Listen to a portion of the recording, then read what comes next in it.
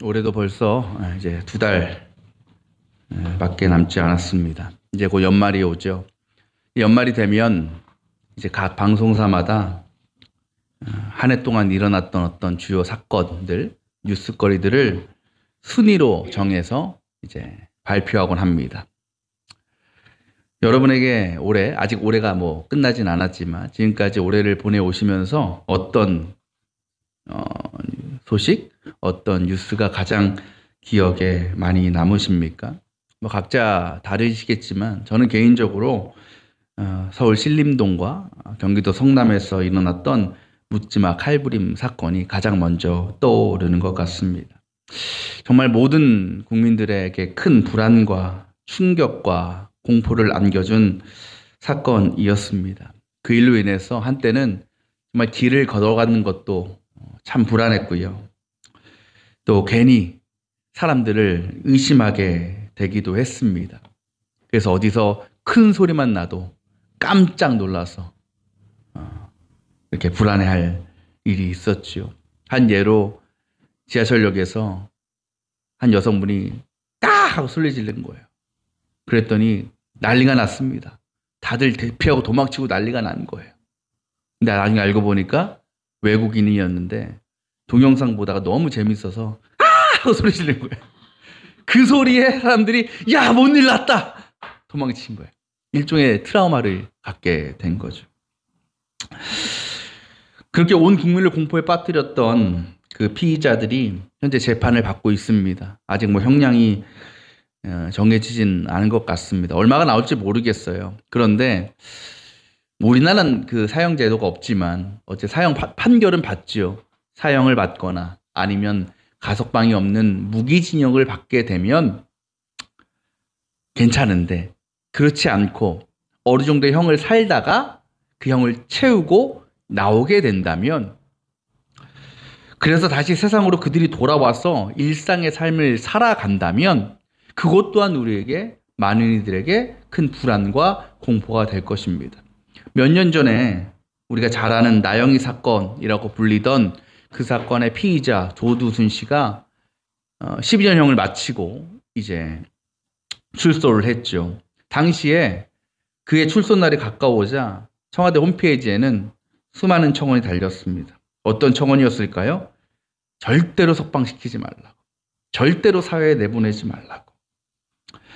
또 몇몇 사람들은 그가 출소할 때 그 감옥 앞을 찾아가거나 그가 살 집 앞을 찾아가서 내가 저 사람 죽여버리겠다고 이렇게 공약을 걷던 사람도 있었습니다. 솔직히 우리가 그렇게까지는 하지 않지만 우리의 마음은 그들과 비슷하지 않습니까? 그렇게 흉악한 사람들이, 엄청난 범죄를 저지른 사람들이 다시 세상으로 돌아온다고 하면 그걸 환영할 사람이 누가 있겠습니까? 누구라도 그것을 막고 싶고 거부하고 싶을 거죠. 그러니까 비단 그들뿐 아니라 우리가 살다 보면 야, 정말 악하구나, 정말 나쁜 인간이다 하는 사람들이 참 많이 있습니다. 그래서 한편으로는 아유, 저렇게 살 바에 못하러 사나, 저런 사람 세상에 없는 게 훨씬 낫지 라고 우리가 생각할 때가 있다라는 거죠. 그래서 옛날 어른들이 마음에 안 들고 속 썩이는 사람 있으면 뭐라고 말씀하십니까? 귀신은 뭐하나, 저런 놈 안 잡아가고. 근데 우리도 같은 마음일 때가 있다라는 거예요. 하나님 앞에, 하나님 저런 사람 뭐하러 세상에 내버려 두십니까? 빨리 심판하시고 죽이시든지 뭐 하시든지 이 땅에서 사라지게 하셔야 될 거 아닙니까? 그것이 솔직한 우리의 마음이라는 거죠. 오늘 말씀 보면요, 예수님께서 바리새인들과 대화를 나누고 계십니다. 근데 그 대화의 주제가 뭐냐? 그리스도, 곧 구세주가 누구인가라는 거예요. 바리새인들은 아시겠지만 정통적 유대인들이고 또 율법학자들입니다. 그래서 구약성서에 기록된 하나님의 말씀을 잘 알고 있었습니다. 근데 그 말씀 안에 어떤 내용이 들어있냐? 메시아에 대한 예언의 말씀이 여러 곳에 들어있죠. 예언서를 통해서. 그들이 그걸 알까요, 모를까요? 알고 있었어요. 그리고 그 말씀을 통해서 그들도 언젠가는 이 구약의 예언자들이 하나님께서 예언자들을 통해서 예언하신 메시아, 구세주가 이 땅에 오실 것이다 라는 기대를 갖고 있었습니다. 그런 그들에게 가장 큰 소망이 뭐였을까요? 그 그리스도를 만나는 거였겠죠. 그리스도 이 땅에 오시는 거였겠죠. 그렇게 보면 꿈은 이루어진 거예요. 기대가 이루어진 겁니다. 왜? 예수님이 오셨기 때문에. 예수 그리스도께서 오셨기 때문에. 그리고 그분을 또 만났잖아요. 바리새인들이. 그러면 어떻게 해야 돼요? 환영하고 기뻐해야 되는데 오히려 어떻게 합니까? 이들이 예수님을 공격하고 핍박하죠. 왜 그랬을까요? 여러 가지 이유가 있겠지만 이런 이유죠. 그들이 생각하고 기대했던 메시아의 모습과 예수님의 모습이 너무나 달랐다라는 겁니다. 오늘 말씀에서 그들이 어떤 메시아를 기다리고 어떤 그리스도를 소망하고 있었는지가 드러나고 있습니다. 예수님께서 그들에게 물으시죠. 너희는 그리스도를 어떻게 생각하느냐? 너가 가지고 있는 그리스도 상이 무엇이냐라고 묻는 겁니다. 그때 그들이 뭐라고 대답합니까? 그리스도는 다윗의 자손입니다 라고 얘기하죠. 이 다윗의 자손이라는 것은 예수님 그리스도를 가리킬 때에 일반적인 그런 명칭이었어요. 왜냐하면 성경에 분명히 기록되어 있거든요. 메시아는 다윗의 자손을 통해서, 다윗의 혈통에서 나올 것이다. 그런데 이 다윗의 자손이라는 표현은 단지 구세주가, 그리스도가 다윗의 혈통이다라는 것만을 의미하는 게 아닙니다. 더 깊은 뜻이 있어요. 우리는 다윗을 너무나 잘 알죠. 다윗은 이스라엘 최고의 왕 아니었습니까? 다윗이 통치할 때에 이스라엘은 가장 강한 국가였습니다.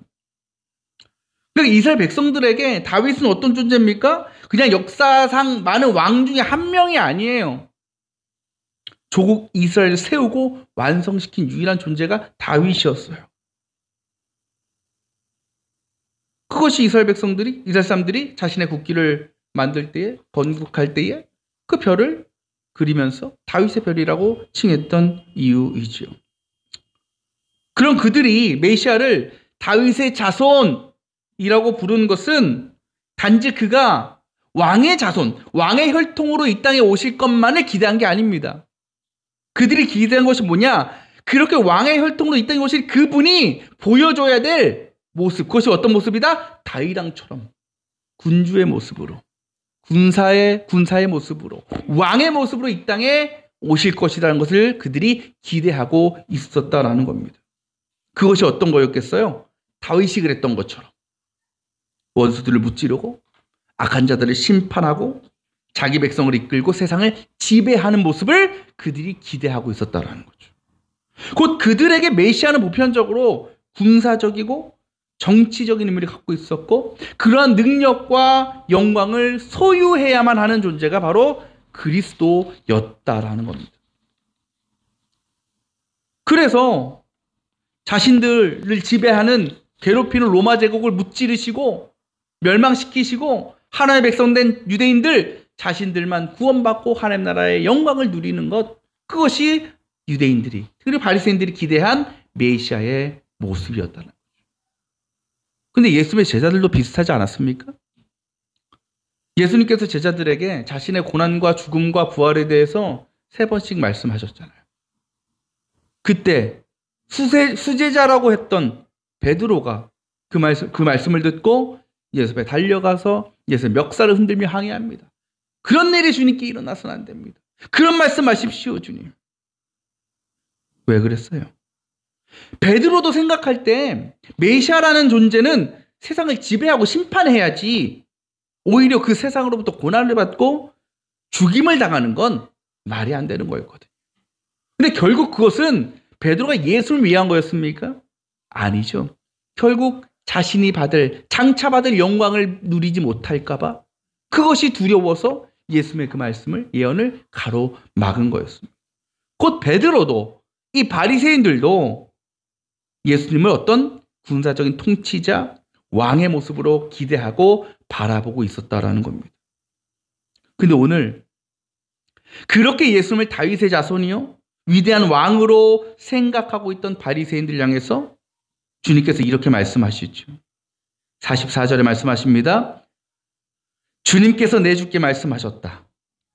내가 내 원수를 내 발 아래 굴복시킬 때까지 너는 내 오른쪽에 앉아 있어라.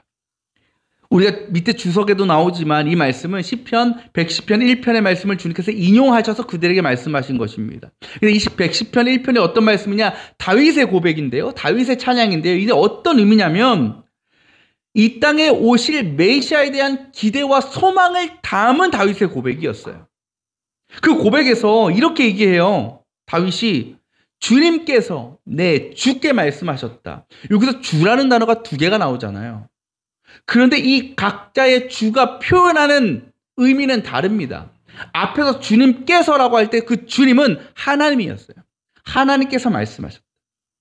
그런데 주께 할 때 그 주는 누구냐? 아직 오시지 않았지만 언젠가는 오실 메시아 그리스도를 가리키는 거였어요. 그러니까 다시 말하면 하나님께서 나의 구세주께 말씀하셨다 라는 표현입니다. 그런데 이 말씀은 사실 바리새인들의 믿음과 생각대로라면 말이 안 되는 거예요. 왜냐하면 그들이 분명 메시아를 뭐라고 뵙겠다고요? 다윗의 자손이다. 족보로 따져보면, 다윗과 예수님의 족보로 따져보면 예수님은 어때요? 한참 밑 아닙니까? 다윗보다 한참 아랫 자손이에요. 그렇다고 상식적으로 그렇게 혈통을 중시하던 그 유대인들이 어떻게 자신보다 까마득히 아래인 후손을 가리켜 주님, 구세주다 라고 부를 수 있겠냐는 겁니다. 그래서 예수님께서 이렇게 덧붙이시는 거예요. 45절에 다윗이 그리스도를 주라고 불렀는데 어떻게 그리스도가 그의 자손이 될 수 있느냐. 그래요. 메시아, 구세주라는 존재는 한낱 사람의 후손일 수 없는 겁니다. 물론 다윗이 훌륭한 왕이었고 통치자였어요. 그건 부인할 수 없는 사실입니다. 그러나 그가 살아온 삶을 여러분 보시면 다윗이 그렇게 깨끗한 사람입니까? 죄가 없습니까? 아니잖아요. 삶에서 얼마나 많은 죄를 저질렀습니까? 얼마나 추악한 일을 범했습니까? 그런데 그것만 생각해도 인류를 구원하러 오시는 그리스도가 죄인된 자손의 존재로 오신다? 이건 말이 안 되는 거였어요. 그렇다면 예수님 말씀의 의미는 무엇일까? 도대체 무슨 말씀을 하시려고 이 다윗의 고백을 바리새인들에게 전하신 것일까? 그 이유를 정리하면 이렇게 표현할 수 있어요. 야, 너희가 메시아를 다윗의 자손이라고 부르고 있지? 그러나 그것이 메시아를 정의할 수 있는 것이 아니야. 메시아를 다윗의 혈통으로부터 나온 어떤 세상의 정복자, 왕 정도로 생각해서는 안 돼. 그것을 훨씬 넘어서야 돼. 곧 메시아는 다윗이 고백한 대로 다윗의 자손이 아니라 다윗의 주님이신 거예요. 곧 메시아가 혈연적으로는 다윗의 혈통인 것은 분명하지만 그것이 메시아의 정체성이 결코 아니라는 거죠. 결국 궁극적으로 메시아는 사람의 자손이 아니라 뭐예요? 하나님의 아들이니까. 그렇게 볼 때 하나님의 아들로서의 그리스도는 절대로 다윗의 자손, 왕의 혈통으로, 즉 권력자, 정복자의 의미로 해석되어서는 안 된다라는 겁니다. 여러분 보세요. 그렇게 이 땅에 오신 예수님께서 보여주신 구원의 모습이 무엇이었습니까? 전쟁입니까? 폭력입니까? 사람들을 죽이고 멸망시키는 겁니까? 아니잖아요. 예수님의 구원은 오직 사랑을 통해 이루어진 것입니다. 사랑을 통한 희생. 그래요. 예수님께서 우리를 살리시고 구원하시는 방법은 절대로 폭력적이거나 정치적이지 않습니다. 자신의 힘과 권력을 통해서 악한 자들을 물리치고 죽이고 그렇게 세상을 지배하시는 것이 아닙니다. 물론 그럴 만한 능력이 있죠. 예수님은 하나님이시기 때문에. 하지만 자신의 능력과 힘을 그렇게 사용하지 않으셨습니다. 왜? 주님께서 이 땅에 구주로 오신 목적이 심판이 아니라 구원이기 때문에. 그리고 분명한 것은 주님께서 그렇게 이루고자 하시는 그 구원의 역사는 온 인류를 향한 것이라는 거죠. 심지어 이 세상에 악하고 죄 많은 사람들까지도 용서하시고 살리시기 위한 구원이라는 겁니다. 주님께서 그들을 변화시키시고 구원하실 수 있는 유일한 방법은 오직 사랑밖에 없었던 것입니다. 그 사랑 때문에 고난을 당하셨고, 그 사랑 때문에 십자가를 지셨고, 그 사랑 때문에 십자가 위에서 돌아가신 것입니다. 그로 인해서 그 예수 그리스도를 믿는 모든 이들이 죄로부터 사함을 얻고 구원에 이르게 된 것입니다. 그런데 그 구원의 과정은 예수님께서 세상을 떠나신 후 끝난 것이 아니라 이 세상 끝날까지 지금도 여전히 동일한 사랑으로 구원을 이루어가고 계시다라는 겁니다. 혹시 여러분도 하나님을 생각할 때, 예수님을 생각할 때 세상적인 힘과 세상적인 권력으로 이 땅을 지배하고 다스리는 통치자로 여러분 믿고 생각하고 있지 않습니까? 솔직히 그래서 우리가 이 세상에서 끔찍한 범죄를 저지르는 사람들을 보면서 아유, 저 사람 심판당해야 돼. 이 땅에서 사라져야 돼. 하나님 멸망시키셔야 돼. 그것을 하나님께 구하고 기대하고 있는 것 아니겠습니까? 근데 여러분, 솔직히 정말 그리스도가 그런 분이시라면 과연 여러분은 살아남을 수 있습니까? 그럼에도 살아남을 자신이 있으십니까? 하나님의 심판에서 자유로울 수 있겠습니까, 우리가? 손 들어보세요. 나는 그래도, 나 정도면 그래도 심판은 안 받고 살 것 같은데. 어떤 분도 이렇게 생각하겠죠. 야, 내가 뭐 묻지마 살인범이나 조두순에 비하면 나만큼 착한 사람이 없지. 그에 비하면 나는 참 선한 사람이야. 그래요. 저와 여러분은 모두 그 범죄자들보다 악한 사람들은 아닙니다. 누가 봐도 착하고 선한 사람들입니다.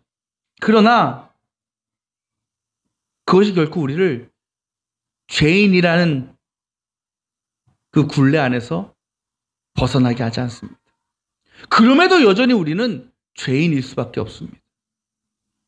우리가 이 세상에서 악하다는 사람들, 흉악범이라고 하는 사람들에 비하면 덜 악하게 살지는 모르겠지만 여전히 우리 안에 죄가 남아있고 여전히 우리는 지금도 수없이 불순종하며 살고 하나님의 마음을 아프게 하는 죄를 지을 때가 너무나 많다라는 거죠. 겉으로 드러나지 않았을 뿐이지 지금도 우리 안에 얼마나 많은 죄의 생각들과 죄의 뜻이 있는지 모릅니다. 때문에 우리에는 지금도 앞으로도 영원히 예수님의 사랑이 필요한 겁니다. 예수님의 용서의 은혜가 필요한 겁니다.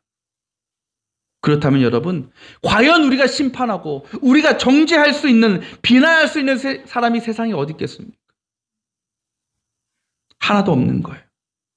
이미 구원받은 우리들뿐만 아니라 아직 주님을 믿지 못한 사람들, 그리고 수많은 죄악 가운데 많은 범죄를 저지르며 살아가는 사람들도 하나님을 오실 때는 용서받을 자격이 있고 사랑받을 자격이 있는 존재라는 것입니다. 그들도 구원받아야 되는 겁니다. 그것이 이 땅에 그리스도로 오신 예수님의 뜻이라는 겁니다. 그리고 그 일을 주님은 저와 여러분을 통해서 이루어가고 계십니다. 우리가 무엇으로 그 일을 감당할 수 있을까요? 바로 예수님께서 우리를 그렇게 사랑하신 것처럼 우리도 그들을 사랑하는 것입니다. 정죄하고 비난하고 저주를 퍼붓는 것이 아니라 그들에게도 하나님의 위로가 임하고 하나님의 사랑이 임해서 변화되기를, 새로워지기를 우리는 기도할 수 있어야 되는 겁니다. 그 범죄자들, 저는 한편으로는 너무나 안타까워요. 마음이 아파요. 물론 그 일 자체는 너무나 악하고 있을 수 없는 일이지만 그들이 그것을 행하는 동기가 분명히 있을 거라는 거죠. 마음의 상처, 가족 간의 어떤 아픔들, 때로는 정신적인 문제들, 그들이 사는 환경들, 너무나 마음이 아파요. 안타까워요. 그래요. 그들의 비록 추악한 범죄자들일지라도 인간적으로 보면 하나도 쓸모없고 오히려 세상에 존재하지 않는 것이 더 나은 것 같아 보일지라도 우리는 그들을 불쌍히 여겨야 되고 그들도 주님의 사랑을 깨달아 변화될 수 있기를 기도해야 되는 것입니다. 예수님께서 십자가에 달리셨을 때에 양쪽에 두 명의 죄인이 함께 달렸죠. 그들도 십자가에 달린 겁니다. 당시 십자가 처형은 인간에게 내릴 수 있는 가장 잔인하고 끔찍한 사형 집행 방식이었습니다. 그렇다면 어떤 사람들이 십자가에 달릴까요? 말 그대로 극악무도한 범죄를 저지른 사람들이겠죠. 살인자들이 십자가에 달릴 것입니다. 아마 예수님 옆에 달렸던 그 죄인들도 그런 죄를 저지르고 십자가에 달렸을 겁니다. 세상적으로 보면 저것들이 십자가에 달려 죽어 마땅한 것. 이 땅에서 사라져야 될 사람들입니다. 그런데 그 죄수 중 한 명이 숨이 끊어지기 전에 옆에 계신 예수님을 향해서 이렇게 말합니다. 주님이 주님의 나라에 들어가실 때 저를 기억해 주십시오. 그의 고백에 예수님 말씀하십니다. 내가 진정으로 너에게 말한다. 너는 오늘 나와 함께 낙원에 있을 것이다. 바로 이것이 메시아로 오신 예수님께서 세상을 그리고 죄인들을 바라보시고 구원하시는 방식이라는 것입니다. 사랑하는 여러분, 이 세상은요, 심판을 말합니다. 죽음을 말합니다. 하지만 우리 그리스도인들은 구원과 생명을 선포해야 됩니다. 이 세상은 악한 자들 향해서 비난과 저주를 퍼부을지라도 하나님의 사랑으로 구원받은 우리들은 오히려 그들을 긍휼히 여기고 사랑으로 품어줄 수 있어야 됩니다. 더 나아가서 그들의 변화와 회복을 위하여 기도할 수 있어야 됩니다. 왜? 하나님 앞에, 예수님 앞에 용서받지 못할 사람, 사랑받지 못할 사람, 구원받아서는 안 되는 사람은 단 한 사람도 없기 때문입니다. 하나님께서는 이 세상 모든 이들을 구원하길 원하시고 그 일을 위하여 저와 여러분을 부르셨고 우리 교회를 세워주신 줄 믿습니다. 그 믿음의 일을, 그 사랑의 사역을 잘 감당하는 우리가 되기를 원합니다. 우리가 먼저 누린 그 예수 그리스도의 구속의 은혜, 그 사랑을 하나님을 알지 못하는 이들, 여전히 세상 죄에 빠져 죽음과 멸망의 길로 나아가는 이들에게 삶으로 또 입술로 전하며 살아가기를 원합니다. 그렇게 온 인류를 향한 하나님의 구원의 계획이 우리 모든 성도들과 우리 교회를 통하여 놀랍게 성취되는 역사가 나타날 수 있기를 주님의 이름으로 축원합니다.